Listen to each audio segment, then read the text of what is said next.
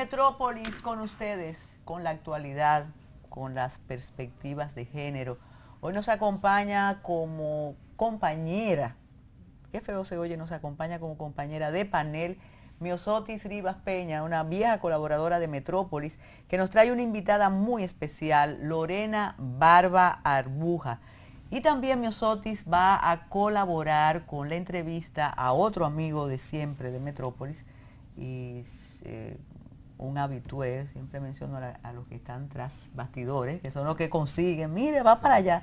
Don Harold Modesto, que como siempre el Observatorio Político Dominicano, judicial, porque tenemos, espérate, siempre me pasa lo mismo, tenemos Observatorio Judicial, Observatorio Político, adscrito a la FUNGLODE, a la Fundación Global Democracia y Desarrollo. Esta vez, y cónsono con la coyuntura, tienen su opinión acerca de cómo debe ser la composición y la selección que a partir del 15 de mayo se abocará a ser el Consejo Nacional de la Magistratura. De modo que siempre es pertinente que el público conozca la calidad y la pertinencia de estos trabajos que hacen ustedes ahí, jóvenes juristas, jóvenes preocupados con el devenir institucional de la República Dominicana. Bienvenidos, Harold, como siempre, y cuéntenos cómo se elaboró esta propuesta y qué persiguen ustedes. Muy buenas noches. Y buenos días Carmen, también. Claro. Sí. Saludos, distinguida Myosotis, gracias por esta invitación, también al público que fielmente está siguiendo Metrópolis y a los que están detrás de cámara haciendo el trabajo, que siempre nos dan el apoyo y nos hacen sonreír, ¿verdad? Sobre todo don Smerling. Sobre todo, y es conocido. Y bien, doña Carmen, fíjese que nueva vez República Dominicana tiene en sus manos el tema del Consejo Nacional de la Magistratura, una institución, por así llamarlo, un órgano que se compone accidentalmente para cumplir una serie de funciones constitucionales dirigidas a la designación de los jueces de lo que se denominan las altas cortes, aunque no me gusta tanto. No, a mí tampoco, eso es monárquico y de otra cultura jurídica. Perfecto. Pero lo usan, ha estado el uso. Está la designación de los jueces de la Suprema Corte de Justicia como una de sus funciones, de los jueces del Tribunal Constitucional y de los jueces del Tribunal Superior Electoral. Otra función importantísima es la función de evaluar en el desempeño a los jueces de la Suprema Corte de Justicia, porque son los únicos de los jueces de esas cortes que son inamovibles. Entonces, como los demás jueces están sometidos a periodos de designación, entonces el de la Suprema Corte de Justicia tiene un periodo para evaluarse en el desempeño y podrían permanecer en su cargo hasta el momento de retiro, que es a la edad de 75 años. En la coyuntura actual, varios jueces de la Suprema Corte de Justicia ya alcanzaron los 75 años de edad, pero además de que varios jueces de la Suprema Corte de Justicia alcanzaron los 75 años de edad, recientemente, precisamente después que la acompañé en el programa de radio, el magistrado Víctor José Castellanos nos dio a conocer que estaba por optar por el retiro de la Suprema Corte de Justicia. De modo que para la Suprema Corte de Justicia estamos pensando ya en 4 vacantes. Por la edad, 2, la de la magistrada Marta Olga García Santamaría y la magistrada Dulce Rodríguez de Goris, por la condición de que hoy es presidente de la Junta Central Electoral, la vacante que deja la del primer sustituto del presidente de la Suprema Corte de Justicia, que es el del magistrado Castaños. Y por último, la que le acabo de mencionar, que se acaba de dar a conocer. Serían 4 en la Suprema Corte de Justicia. A esto se suman las vacantes del Tribunal Superior Electoral, que incluye sus 5 miembros, que debieron ser designados por 4 años, pero que por disposición transitoria de la Constitución, la 8ª precisamente, podían permanecer en su cargo hasta el 16 de agosto del año pasado. O sea que tenemos 9 meses más con ellos en el cargo. Y la designación, o bueno, ya cuando se toque nuevamente lo del Tribunal Superior Electoral, también involucra a sus suplentes. Serían tanto los 5 magistrados como sus 5 suplentes. En el Constitucional hay una situación similar. Lo único es que por edad, solo el magistrado Víctor Gómez Vergés. No sé si a esta altura del juego se trate lo de esta designación en particular, porque precisamente el magistrado Víctor Gómez es de aquellos que fue designado por 6 años. Entonces podrá tomar la decisión del Consejo de si toca su cargo ahora o si lo hace con el grupo de los 4 que fueron designados por 6 años. Está él, está el magistrado Alfonso Reyes, la magistrada Leida Piña y el magistrado Yotin Curi. Lo estableció también la disposición 19ª que fue transitoria en la Constitución. Además de ellos, por un periodo de 9 años, hay otros jueces, que son 4, y por un periodo de 12 años, 5 jueces.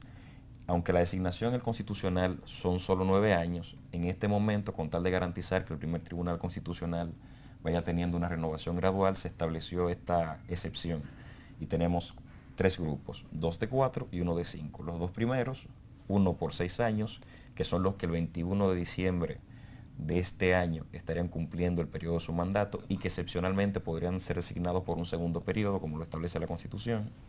Están los de 9 años y están los de 12 años. Ese es el panorama general de lo que tenemos. El observatorio, frente a este llamado importante del Consejo, ha estado meditando de alguna manera y tratando de promover a partir de la investigación cuál sería o qué nos dejaron las experiencias anteriores. Sería esta una 4ª convocatoria al Consejo, y algo nos dice que sería el momento histórico en el que República Dominicana más veces se convoca el Consejo Nacional de la Magistratura, porque está, como le dije, la posibilidad de que o dejemos esta convocatoria abierta hasta el 21 de diciembre y podamos tocar lo de los jueces del Tribunal Constitucional, o que bien pudo haber sido facultativo del Consejo de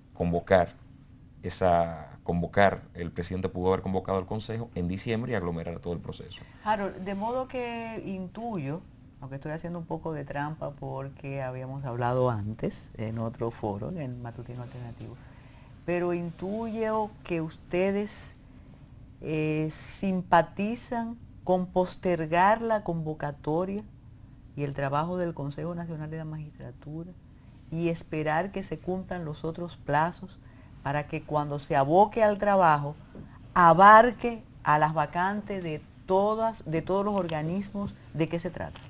Lo que pensamos fue lo siguiente: esa postergación no tiene un sentido automático y mecánico, sino de que, tomando en consideración que la Ley Orgánica del Consejo Nacional de la Magistratura ordenaba un reglamento, y que el reglamento de la experiencia anterior es un producto que deja fuera una serie de aspectos de aquella experiencia, hubiese sido idóneo que la convocatoria hubiese contemplado el escenario siguiente: o que se postergara y se hiciera este trabajo, o que sencillamente desde ahora la dejáramos abierta y comenzáramos a trabajar, por ejemplo, en ese buen reglamento. ¿Por qué? Porque en el escenario del año 2018 tienen que evaluarse los jueces de la Suprema Corte de Justicia que fueron designados en el año 2011. Aunque tengo entendido y pienso que los jueces que ya estaban en la Suprema Corte de Justicia, como la Constitución dice que son 7 años desde haber sido designados, no estamos hablando de la confirmación de los jueces. Si hablamos de taxatividad de las disposiciones, entonces una cosa es su designación y otra cosa es su confirmación. De modo que hubiésemos podido también hablar de conocer la evaluación de desempeño de los jueces que ya estaban en la Suprema Corte de Justicia. Como están estos escenarios venideros y se tienen que evaluar en diciembre de 2018 los jueces de la Suprema Corte de Justicia, este es un momento importante para hacer un buen trabajo y definir una metodología de evaluación para ese momento. Entonces, si bien es cierto que ha pasado un tiempo importante desde el momento en que la Constitución estableció que los jueces del Tribunal Superior Electoral debieron cesar en funciones, no menos cierto es que ya la norma había sido violada en ese sentido.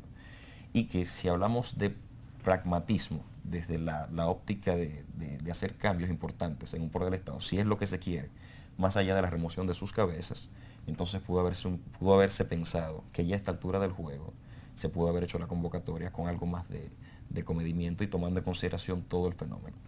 ¿Por qué esto es importante? Porque se trata de elegir los jueces de una nación. Y los jueces de una nación representan el alma de la resolución de los conflictos. Si este proceso no se lleva de la manera más adecuada, seguiremos entonces reciclando problemas sociales, seguiremos reciclando problemas de confianza, que ese es el problema.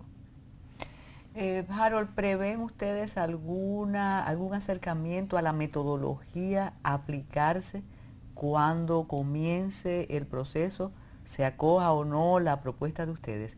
¿Cómo podrán evaluarse los magistrados y magistradas que aspiran y los que ya están?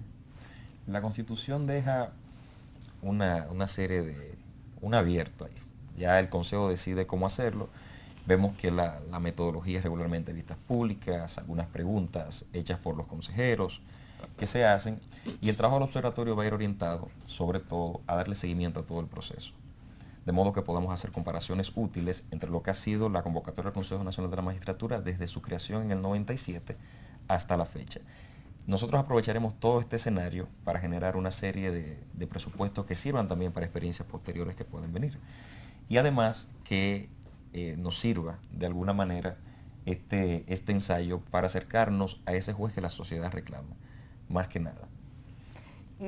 No sé si Miosotti ha entendido, es difícil entender, sí. Y lo de digo porque cada vez que en los distintos medios de comunicación, digo, y con la confianza, sí, se puede interpretar de una manera arrogante, decir, no, a uno le cuesta trabajo entender, sobre todo por esa particularidad de tú vas a durar 6 años, tú 9, tú 2, claro. Y la verdad que en días pasados, cuando usted estuvo en el matutino, una persona que es profesora me dijo, yo no entiendo para nada. Yo dije, busca la Constitución. Claro. Y la buscó. Sin embargo, me dice que no entiende, porque a veces uno cree, como son temas cotidianos para uno, que todo el mundo va a entenderlo. Claro. Sí.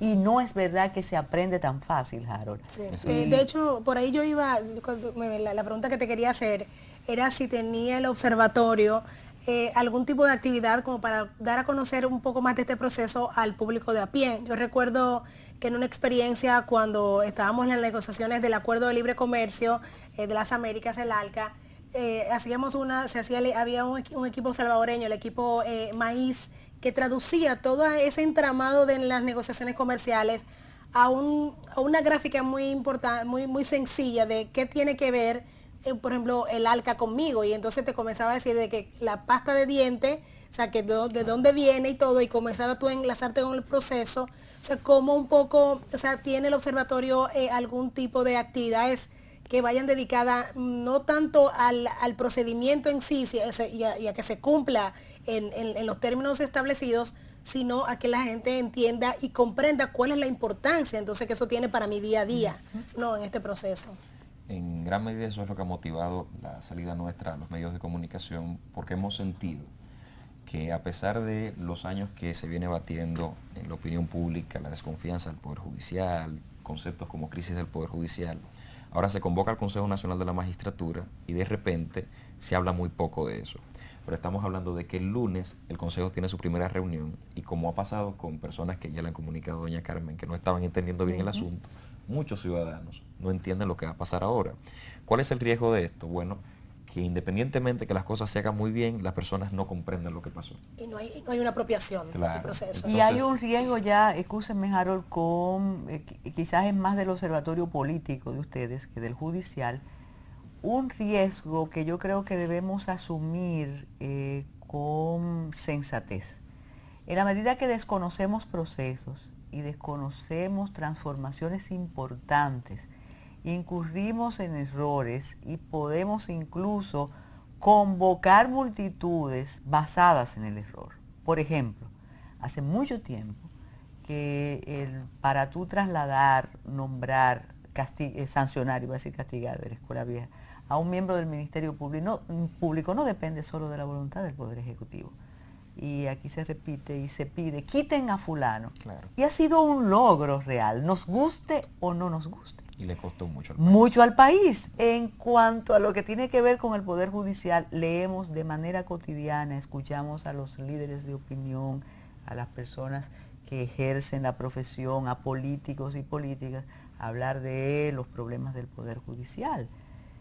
Y en algunos casos, la crítica a una designación que fue fruto de años para construir lo que es hoy el Consejo Nacional de la Magistratura y ha sustituido aquella designación que hacía el Senado de la República. Correcto. Y que tenía sus riesgos. Entonces fíjese cómo la generación jurídica suya discute la composición del Consejo Nacional, el momento o la pertinencia, y nos olvidamos de todo un proceso y de que finalmente eso es un logro, que sea un Consejo Nacional de la Magistratura que escoja a los miembros del Poder Judicial. No se asuste con la música porque hay que indique el cambio, porque hay un tema que me gustaría tratar después de la pausa y tiene que ver con la inamovilidad. Perfecto. Regresamos. Hace un tiempo un tema de discusión era la inamovilidad de los jueces. En un foro usted tuvo la oportunidad de hacer eso encantador, era una discusión jurídica exquisita. ¿Es partícipe usted de la inamovilidad per se? ¿Cree que eso garantiza condiciones de experiencia, de habilidad jurídica en el trabajo? ¿O piensa que pasada esa edad, 75, que a veces a los 75 años se está más lúcido que a los 40, claro, y se está en pleno ejercicio con la experiencia? ¿Cómo evalúa el Observatorio Jurídico Judicial Dominicano Jurídico ese aspecto? Desde el observatorio, la inamovilidad me parece que fue una de las mayores conquistas de la década de los 90 que se logró con relación al Poder Judicial. El Poder Judicial era más o menos como una veleta. Venían los vientos y se llevaba todo un grupo de personas, se movían a otro lado y se llevaba otro grupo de personas. Y el perfeccionamiento continuo que se lograba, dictando decisiones, conociendo conflictos, viendo situaciones, analizando casos simples y difíciles, se perdía sencillamente porque dependía del antojo de otros poderes públicos y la separación de poderes era inexistente, porque el Senado designaba a los jueces de la República. Ya cuando se logra la autonomía administrativa y presupuestaria del Poder Judicial, dejan los jueces de ser designados también por el Senado de la República, y en el 97 tenemos el primer consejo, o sea que tenemos una conquista importante con un órgano que es, sin lugar a dudas, el más representativo del país, porque tiene la participación de todos los poderes públicos, y además en esa participación de todos los poderes públicos no están solo los que tienen más éxito en la actividad política, en las elecciones. Estamos hablando de que cuando vemos la composición del Consejo... Qué elegante eso. No sí, están los que tienen más éxito. No son los que tienen más éxito, sino que bueno, conforme el país tenga las situaciones que habitualmente tiene, dependiendo cómo socialmente se den algunos contactos de las fuerzas sociales, entonces veremos un consejo cada vez variando. Tenemos que fortalecer las instituciones, evidentemente, y hay otras de las que puede depender, quizás no directamente, o quizás sí directamente, que tengamos un buen Consejo Nacional de la Magistratura. Si fortalecemos este proceso en el que las personas deciden quiénes van a representarlos, con probabilidad tengamos un mejor Consejo Nacional de la Magistratura. Es tan sencillo como eso. El Consejo no es más que el reflejo de lo que la sociedad elige. Pero finalmente tenemos la posibilidad de tener en el Consejo cada uno de los representantes de los poderes públicos, y esto genera algunos equilibrios que quien lo descarta debe mirar un poco atrás y darse cuenta que sencillamente está en manos del Senado de la República. Ni siquiera siendo bicamerales todo el tiempo está en manos de las dos cámaras, está en manos de aquellos que representan sencillamente a los ciudadanos dominicanos a nivel provincial, y no así con relación a las demás demarcaciones que pueden hablar de un nivel mayor de representación y de representatividad. En este salto de pocos años del 94 hemos dado un paso grande, a pesar de que se hacen tantas críticas a la composición del Consejo. En Latinoamérica no hay un modo unificado en el que podamos decir que de la composición del Consejo Nacional de la Magistratura. Hay países en los que son solo jueces, países que integran a la academia, países que integran otras figuras, y así sucesivamente. Nosotros tenemos lo que tenemos, pero fue fruto de un proceso y una conquista importante. Desecharla sencillamente es un error, y de ahí se derivó la inamovilidad. Importante, la inamovilidad de los jueces, importantísima. Un juez no puede concentrarse en decidir bien mientras puede estar pensando en que puede ser removido en cualquier momento, porque sus decisiones estarían condicionadas sencillamente a agradar. Las decisiones de los jueces tienen que convencer, no agradar. Y el convencimiento de las decisiones de los jueces depende de su motivación. Y la motivación de las decisiones de los jueces es fruto de un ejercicio, de una experiencia. Entonces, si queremos buenos jueces, tenemos que esperar el tiempo en el que esa experiencia va dejando, y precisamente el juez es el único funcionario que tiene que estar viendo todos los cambios sociales poco a poco, para que así los conflictos no lo sorprendan de una manera tal de que genere otros problemas sociales con sus decisiones como aplicador de la ley. Y eso es interesante, la labor de juzgar. La inamovilidad, indispensable. Harold, ¿puedes decirle al público cómo acceder y conocer el resultado del trabajo del Observatorio Judicial Dominicano? No solo en este aspecto, sino ahí hay una cantidad variada de investigaciones y de propuestas que ustedes han hecho a lo largo de su existencia. Entonces, ¿cómo se accede y cómo podemos ver esos trabajos? Sí, claro que sí. Bueno, el principal canal de información del observatorio es su página web, que es www.ojd.org.do. Nuestras redes sociales nos ayudan mucho a compartir la información de nuestra página web y tenemos en Facebook el Observatorio Judicial Dominicano, así nos pueden encontrar, y en las demás redes OJD_Funglode. Estamos en todas las redes sociales para tener acceso. Aparte de la presentación en los medios de comunicación, ¿ustedes han tenido contacto con los integrantes del Consejo Nacional de la Magistratura? Vamos a iniciar el contacto, ya que todavía no han sesionado y lo que se ha conocido del Consejo, eso es lo que ha dicho el consultor jurídico del Poder Ejecutivo, pero no es parte del Consejo Nacional de la Magistratura. Ya convocado el Consejo, iniciado sus sesiones, habrá la posibilidad de dirigirnos al Consejo. Eso es. Muchísimas gracias, Harold Modesto. Cuando regresemos estaremos conversando de presupuesto con perspectiva de género. ¿Qué es eso? Eso vamos a aprenderlo con una invitada muy especial. Una pausa y regresamos.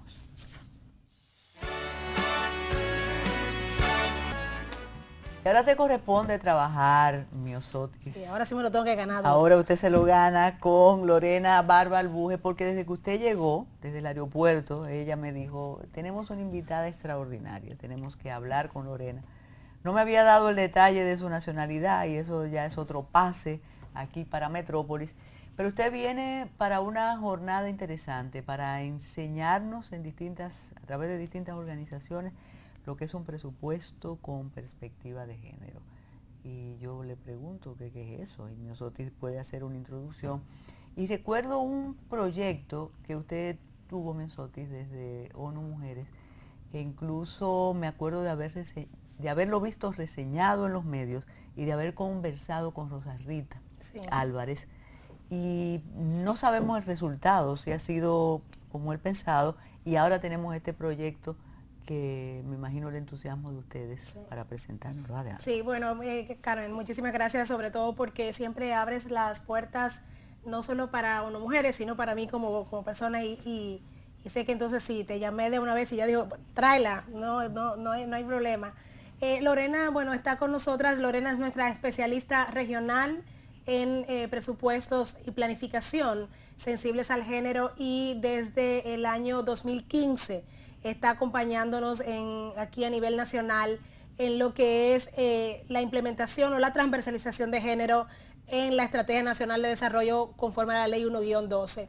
Y hemos comenzado sobre todo un proceso, hemos estado en un proceso que está apoyando al Ministerio de la Mujer como rector de las políticas públicas relacionadas con género, al Ministerio de Economía, Planificación y Desarrollo en su calidad de rector de la Estrategia Nacional de Desarrollo y al Ministerio de Hacienda vía la Dirección General de Presupuesto. Esas son 3 instancias rectoras más el Ministerio de Administración Pública y se acompaña un piloto que se firmó el año pasado, en 2016, enero del 2016, a 8 instituciones del sector público y del gobierno central a trabajar y a planificar en temas sensibles al género.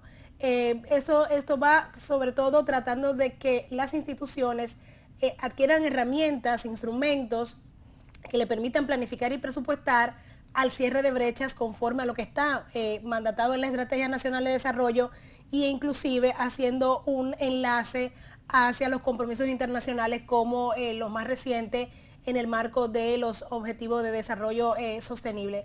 Yo creo que Lorena viene con una vasta experiencia no solo de su país como Ecuador, sino que también le ha tocado coordinar dentro de ONU Mujeres y anteriormente UNIFEM, que era una de las instituciones que luego forma parte de ONU Mujeres a nivel de América Latina, todo un programa de presupuestos sensibles al género y trae la experiencia de varios países para acompañar a ONU Mujeres República Dominicana en este proceso.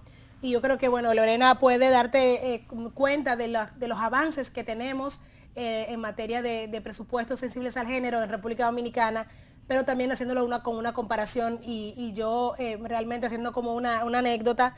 Recuerdo que la primera vez que nos vimos me cayó mal, porque comenzó a decirme, no, es que tú tienes que tener una tal, y yo, claro, yo estaba entrando a Naciones Unidas, no me conocía la jerga, tenía, qué sé yo, pocos días en la institución, y ella hablándome con toda la jerga y toda la cosa, y yo, qué mujer más Más pesada, arrogante, sí, más arrogante, pero realmente ha sido una bendición para República Dominicana y para el proceso que estamos llevando. Les dejo que Lorena un poco nos cuente de qué son estos presupuestos y cómo estamos haciendo en Dominicana este proceso. Bueno, para mí es un gusto compartir esta sesión con ustedes. Siempre es un gusto venir a República Dominicana y apoyar este trabajo que se está haciendo de mejorar la gestión pública y hacer que sea más eficiente. Más eficiente en el sentido de pensar en la gente y hacer que efectivamente la política pública, los servicios sean efectivos y cubran las necesidades de las personas por las que el Estado trabaja. Cuando hablamos de presupuestos con perspectiva de género, siempre decimos que las prioridades están en donde está el dinero. Ahí sabemos lo que realmente se va a hacer, lo que se va a cumplir. Porque si no, simplemente son promesas, son sueños que no se concretan. Y muchas veces cuando trabajamos y estamos desde el Estado, vemos que lastimosamente, a pesar de los grandes esfuerzos que hacen los estados, todavía hay muchos obstáculos por superar. Y eso pasa porque no vemos que el impacto que tiene la asignación presupuestaria, cada vez que hablamos del presupuesto, de a dónde van los recursos, no necesariamente enfocamos al niño, a la niña, a la mujer, al adulto o a la adulta mayor que está en una comunidad un poco más alejada de por qué los recursos y los servicios que está invirtiendo el Estado nos llegan. Y los presupuestos con enfoque de género justamente nos invitan a tener esta mirada, a pensar cuál es la necesidad concreta que tienen las personas y yo como Estado, cómo uso mejor los recursos para que ese producto, ese servicio que como Estado estoy generando, efectivamente cubra las necesidades de la población. Lorena, al hablar de ese presupuesto con enfoque de género, ¿no podríamos decir desde el otro lado que entonces excluye a una parte de la población y se fija solo en nosotras, niñas, mujeres ya de la tercera edad, mujeres, y que deja de lado a los hombres?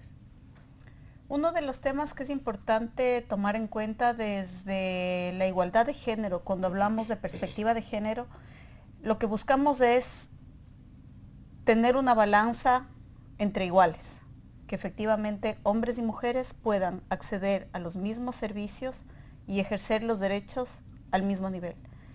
Lastimosamente, si es que nos fijamos en las estadísticas globales, el tema de la desigualdad todavía es más perjudicial para las mujeres. Es por eso que necesitamos tener medidas dirigidas, presupuestos específicos que cubran esas necesidades y esas desigualdades en concreto. Si es que vemos lastimosamente en nuestra región el tema de la violencia contra las mujeres, por ejemplo, es un problema que lo viven todos nuestros países. Entonces necesitamos asegurar recursos dirigidos a política pública, administración de justicia, a comunicación, a prevención, que efectivamente trate de reducir esta problemática para que mujeres y niñas puedan efectivamente vivir una vida libre de violencia. Sí, tú sabes que, por ejemplo, poner un ejemplo con algo, Carmen, que está mucho en la opinión pública de la República Dominicana o en la agenda pública en estos días, es el tema de la vacuna del virus de papiloma humano. Por ejemplo, uno diría, bueno, pero ¿y por qué nada más están vacunando a las niñas? Bueno, porque la carga en el sector salud de una mujer que desarrolla luego, de esa niña que luego desarrolla un cáncer cérvico-uterino, es mucho más probable que la carga que va a ser el niño que no se inyecta. Entonces, lo que haces es, no es como que un enfoque, como el enfoque de género no es un enfoque de las mujeres, es un enfoque que se focaliza en la desigualdad existente. Entonces, si la desigualdad fuera, o sea, priorizar a los niños, entonces, o perjudicara más a los niños, entonces el presupuesto hay que enfocarlo a los niños. Lo que hace la perspectiva de género, y como nosotras decimos de ponerte los lentes de género, es que te ayuda a ver la realidad diferenciada de hombres y mujeres, de niños y niñas. No solamente tú vas a llegar a ver qué está pasando con las mujeres o qué está pasando con las niñas. Va a estar viendo en esa situación donde tienes que intervenir cuál es la desigualdad existente y entonces direccionar los recursos para que realmente exista el cierre de la brecha, porque muchas veces lo que nos está pasando es que planificamos, ¿no? Como aquí a la brigandina, ¿no? No te acuerdas, a la brichandina, o sea, sin tomar en cuenta cuál es la realidad, y si eso es lo que realmente se necesita a la hora de la acción de la política pública, ¿no? O de la acción pública en general. Lorena, se supondría que hay una generación de profesionales de la economía, hombres y mujeres, que se formaron de una manera diferente a la formación tradicional de los economistas y de las economistas, de los desarrolladores, de los administradores. Sin embargo, es muy difícil escuchar y captar, incluso en personas que yo sé que Miosotis admira muchísimo aquí en el país, ese enfoque de género cuando hablan de políticas económicas. Todavía yo siento como observadora de la realidad nuestra que hay un sesgo casi excluyente en el discurso económico. Sí, claro. Por más alternativo que sean esos profesionales, por más que difundan el fementido discurso de la igualdad y en sus vidas digan que lo plantean, cuando tienen el enfoque, la teorización, es un discurso absolutamente masculino. Y mientras más masculino, es más válido y se difunde de la mejor manera. ¿Cómo trata usted desde su posición de orientadora y de representante de un organismo internacional de que esos grupos de personas muy capaces, muy preparadas, entiendan la necesidad de un presupuesto con enfoque de género? Creo que el punto más importante es fortalecer el tema de la contribución a la gestión pública. Cuando nosotros estamos hablando de presupuestos con enfoque de género, estamos hablando de un uso más inteligente de los recursos públicos. Uno de los temas que efectivamente se trata más a nivel de política económica habla, por ejemplo, de recursos escasos, de poco dinero, siempre nos hace falta más. Sin embargo, con lo que tenemos también podemos hacer mejores cosas y eso significa analizar la gestión pública, hacer que sea más eficiente, colocar los recursos en las áreas que sean más estratégicas y usar mejor lo que tenemos. Vemos lastimosamente que hacemos muchos esfuerzos por llegar con servicios, con llevar obra pública a todos los sectores, sin embargo, no siempre tienen los impactos y los resultados que esperamos. Entonces, esta revisión de la gestión hace que los recursos y el análisis de donde los colocamos sea más inteligente.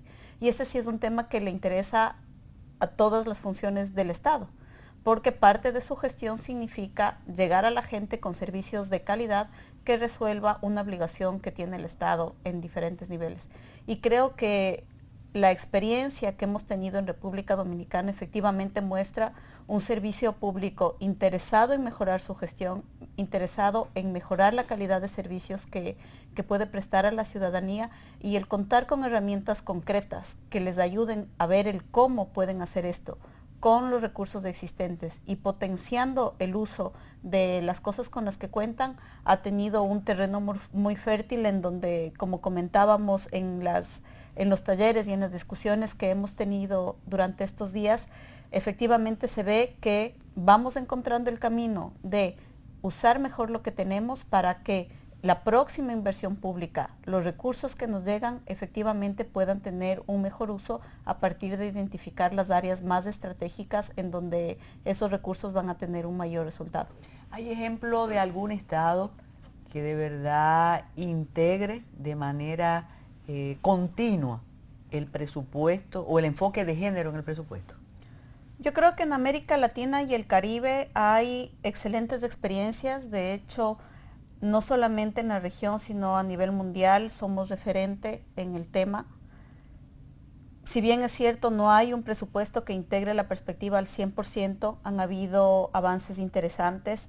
El mismo hecho, por ejemplo, de República Dominicana, que en su visión de presupuesto por resultado esté incorporando el enfoque de género y cada año veamos mejoras, es un referente. Tenemos, por ejemplo, experiencias como México, en donde la aprobación y el seguimiento presupuestario que hace la Asamblea Nacional es una buena práctica reconocida a nivel mundial porque involucra parlamentarios y parlamentarias en una discusión de calidad sobre el presupuesto público.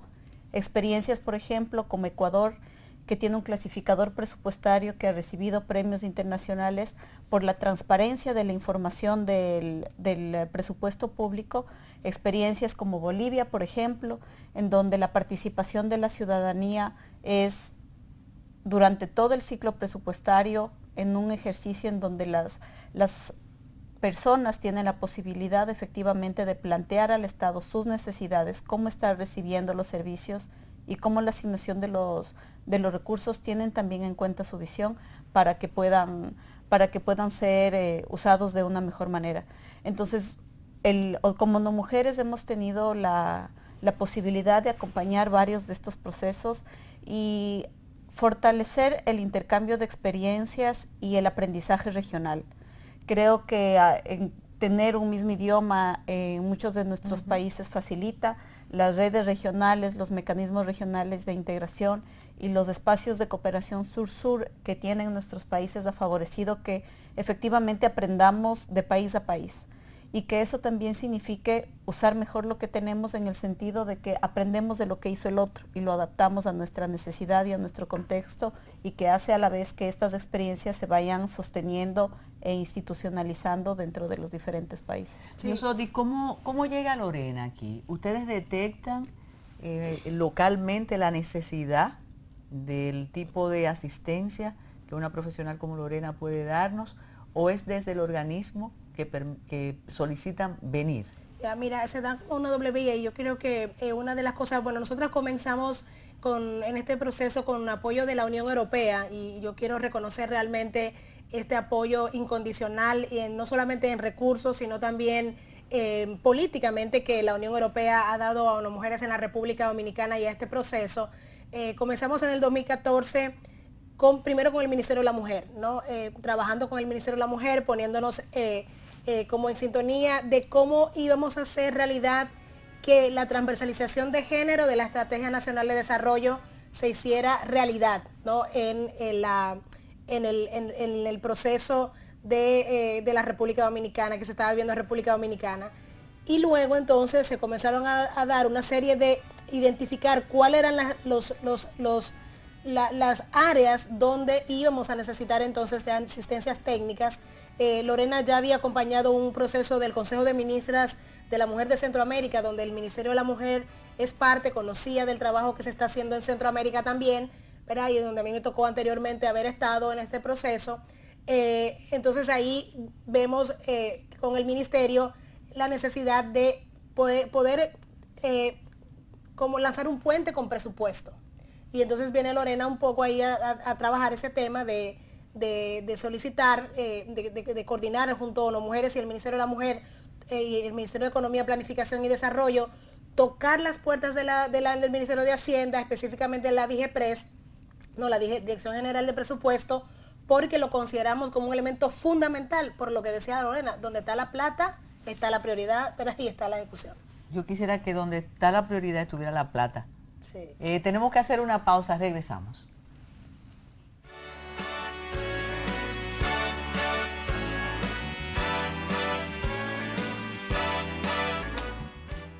Continuamos con esta conversación con Lorena Barba Arbuja y con los temas precedentes. Una pregunta y no es para que seas indiscreta. ¿Cómo sientes que te han recibido en las distintas dependencias nuestras?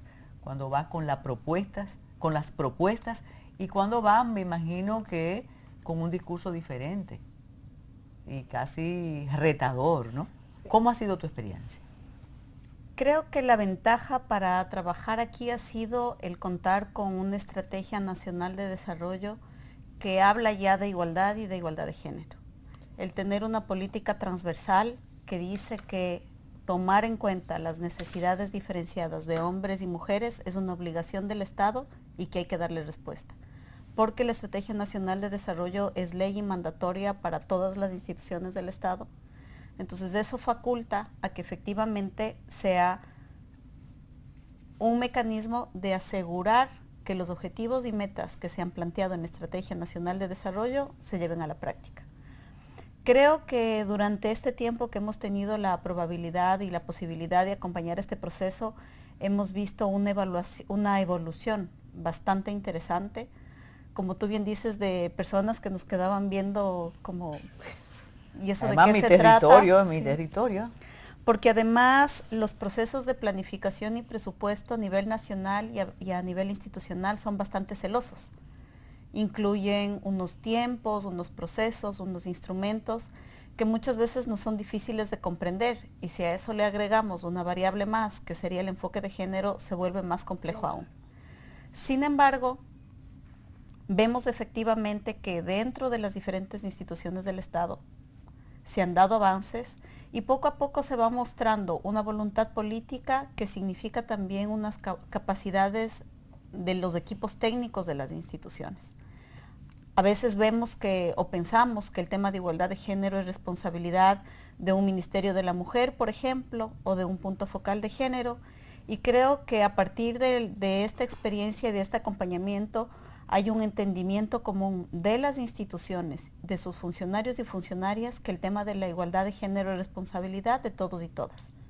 Y eso significa también un compromiso individual e institucional en el que va sumando y nos vamos fortaleciendo mutuamente. Sí, yo quiero como puntualizar algo en ese sentido. Por ejemplo, la primera vez que Lorena vino en el 2015 para apoyar este proceso, vino en julio del 2015. Ya casi todo el proceso de presupuesto ya estaba finalizando, ¿no? Porque comienza como en mayo. Esa es una pregunta. ¿No? Entonces, luego, pero en ese primer año, por la decisión que se tomó en el seno de una comisión mixta que lleva el proceso, que está conformada por el Ministerio de la Mujer, el Ministerio de Economía, el Ministerio de Hacienda y el Ministerio de Administración Pública, se invitó de cada institución a una persona de planificación, una persona que lleva el tema financiero presupuesto y una persona de la unidad de género de la institución. Y en esa primera vez, ¿no? Eran muchas instituciones, de las 8, que estaban por primera vez, por ejemplo, las de género reunidas con el de presupuesto, ¿no? Porque no tenían esa interacción institucional, ¿verdad? Y luego, el segundo año, cuando Lorena viene en el 2016, ese momento vino por una semana, no, en eso. Cuando viene por el 2016, ya en la comisión mixta la requiere por 3 semanas, ¿no?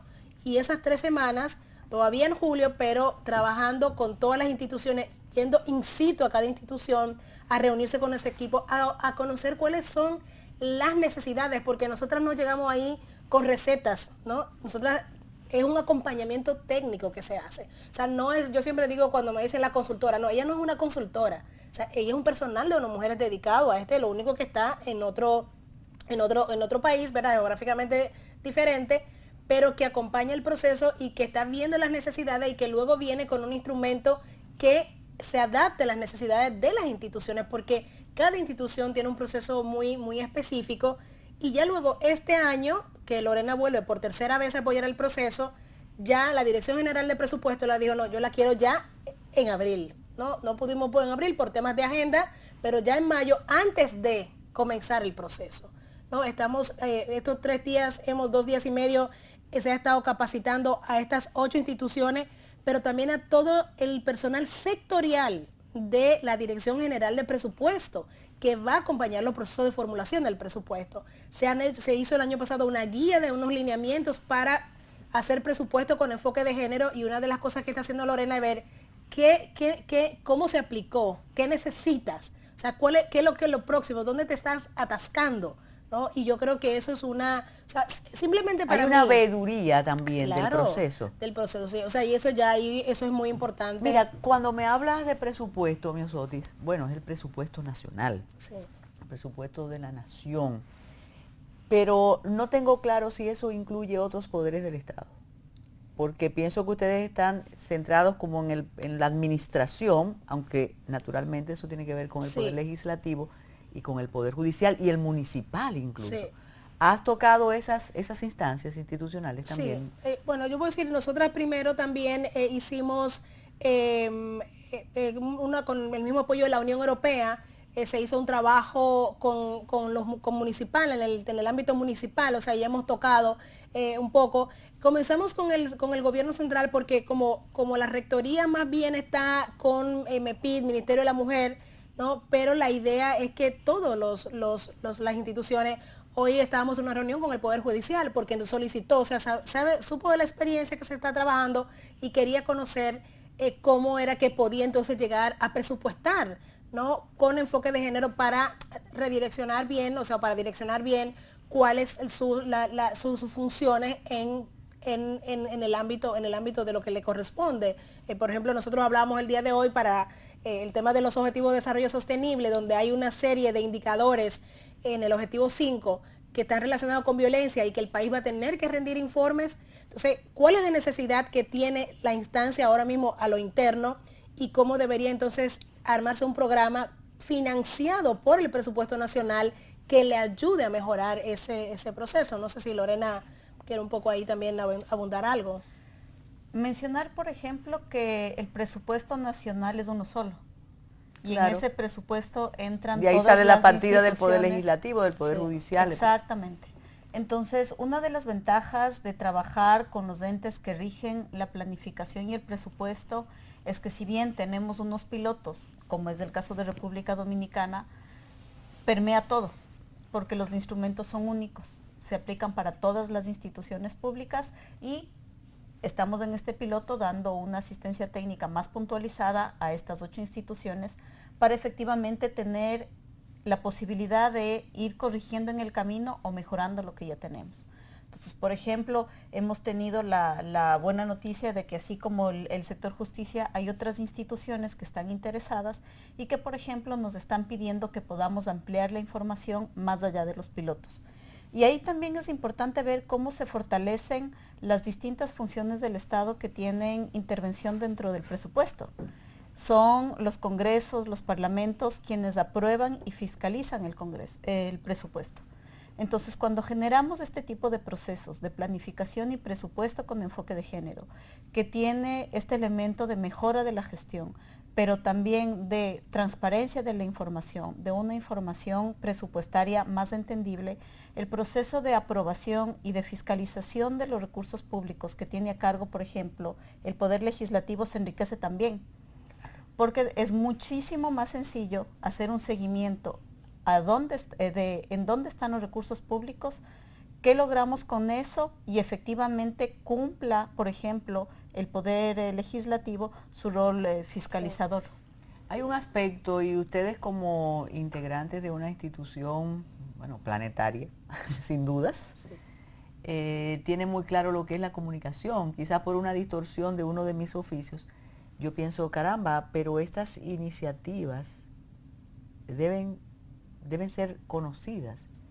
¿No es política de ustedes difundir ese tipo de trabajo o le corresponde al Estado que recibe, al Estado anfitrión, divulgar esos trabajos? Ni siquiera iniciativas, son trabajos, no son iniciativas. Mira, yo creo que una de las cosas que nosotros hacemos es también como propiciar el espacio para que el Estado, porque esto es un protagonismo del Estado dominicano. O sea, nosotros solamente venimos a facilitar un proceso y apoyar, porque es nuestro trabajo apoyar al Estado dominicano en la consecución de lo que se ha propuesto y de no solamente a nivel nacional, sino de la normativa internacional.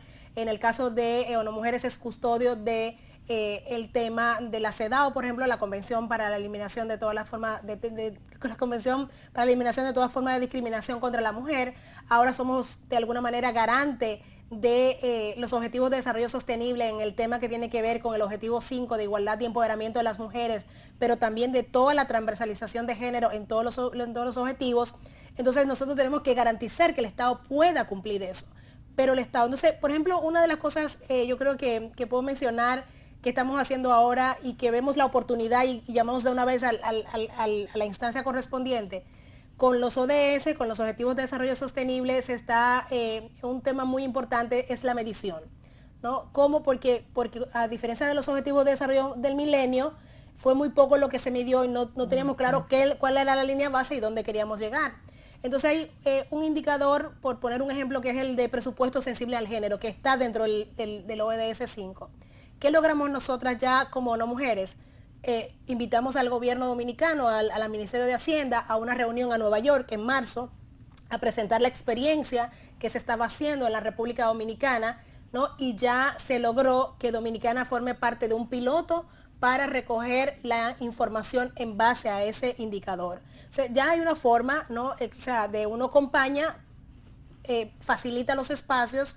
Nos contaban también antes de ayer que el director Luis Reyes de Presupuesto estuvo en Argentina haciendo una presentación de la experiencia de la República Dominicana sobre presupuestos sensibles al género. O sea, ya lo está dando a conocer y todo.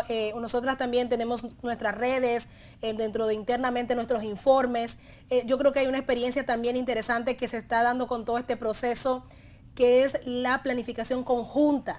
Porque el tema de violencia no solamente es un tema de Procuraduría o del Poder Judicial, o no sé, ese tema yo te lo dejo a ti, conoces más. Pero, por ejemplo, en materia económica, que es lo que Lorena decía hoy en una reunión que teníamos, algo interesante. De las 8 pilotos, muchas están trabajando en empoderamiento económico de las mujeres, pero no saben con qué fin, ¿no? Y entonces Lorena le comentaba un poco, bueno, es reducción de pobreza, entonces, pero bueno, cómo cada quien hace su parte. Porque esa es una preocupación. ¿Cuándo se siente el efecto del presupuesto con perspectiva de género? Sí, exacto. No, cómo se siente. No, y cómo se no solo en el papel. Exacto. Y un poco cómo lo organizas, o sea, porque yo puedo dejar como Lorena un poco lo explique más, pero yo creo que una de las cosas que estamos tratando también de forzar es esa planificación conjunta, donde lo que tú haces me favorece a mí. Y esa cadena, ¿verdad? O sea, que esa cadena de resultados no se da solamente al interno de la institución, sino que hay una colaboración interinstitucional que es necesaria para estos trabajos. No sé, Lorena, además me imagino que debe ser muy reconfortante ver el efecto de ese presupuesto con enfoque de género. Sí. Porque se recibe más rápido. Tengo una idea quizás muy poética de lo que sería la inclusión de género en un presupuesto, pero creo en eso, que se puede notar muy fácil. Sí, claro. O de manera contundente más que fácil. Sí. Cuando aborda el tema de la salud con las niñas, por Sí. ejemplo, de la violencia, es importante, del acceso al agua. Creo que uno de los efectos más inmediatos que efectivamente nosotros hemos podido percibir es justamente ese cambio al interior de las instituciones desde una visión de mejora de los procesos. El hecho de saber que tenemos un objetivo común, estratégico y concreto, hace que las instituciones funcionen mejor. Y cuando esto pasa, vemos también cómo podemos hacer mejor las cosas y hacia dónde invertir donde es más estratégico. Hemos tenido experiencias efectivamente en donde a partir de esta revisión de lo que estamos haciendo y ese encontrar lo que puede ser mejor, ha significado, por ejemplo, que niñas puedan tener mayor acceso a estancias vacacionales durante su periodo de verano a través del uso de los recursos públicos, por ejemplo, que fue una experiencia muy interesante en Bolivia. Tenemos, por ejemplo, cómo a partir de este análisis los servicios de salud identifican, por ejemplo, cuáles son las atenciones específicas que niñas y mujeres necesitan. No solamente pensadas desde su salud sexual al momento de ser mamás, sino integralmente como individuos que tienen unas necesidades concretas. Hemos visto también cómo a partir de esta visión, por ejemplo, de fortalecer o mejorar la situación económica de las mujeres, especialmente jefas de hogar, la visión y la estrategia de política económica toma en cuenta a esas mujeres como actoras económicas, generadoras de riqueza, en donde una inversión efectivamente en mejorarle las condiciones de trabajo, en apoyarle a un emprendimiento, significa mejores ingresos para la familia, pero también incluye una mejora en el nivel, por ejemplo, o índices de pobreza de un país. Yosotis, tenías razón, Sí. Metrópolis no se podía perder de su participación, Lorena, de verdad, muchísimas gracias. Y a ustedes gracias por seguir con Metrópolis.